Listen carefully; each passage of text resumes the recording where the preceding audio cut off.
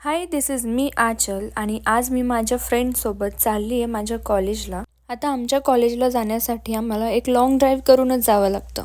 कॉलेजलाही जाणं होतं आणि आमची एक लाँग ड्राईव्ह पण होते, कारण आमचं कॉलेज रिलोकेट झालंय शहराच्या बाहेर चासला. हे कॅम्पस सुद्धा खरंच खूप सुंदर आहे, निसर्गजन्य आहे. पण आमच्या आठवणी जुळलेल्या त्या म्हणजे फक्त आधीच्या कॅम्पसला. या रिलोकेशनच्या भानगडीमुळे एप्रिल मे मध्ये मिळणारं कम्प्लिशन आम्हाला जूनमध्ये मिळालंय आणि आज आली आहे कॉलेजला डॉक्युमेंट्स घेण्यासाठी. पण डॉक्युमेंट्स काय आज मिळाले नाही, म्हणून हे सुंदर चाफ्याचं फूल घेऊनच समाधान मानलं. पुन्हा परत भेटू असं त्या दूरच्या डोंगराला म्हणत आम्ही आलोय नेप्तीला. नेप्तीची भेळ म्हणजे नगरकरांचं हृदयच.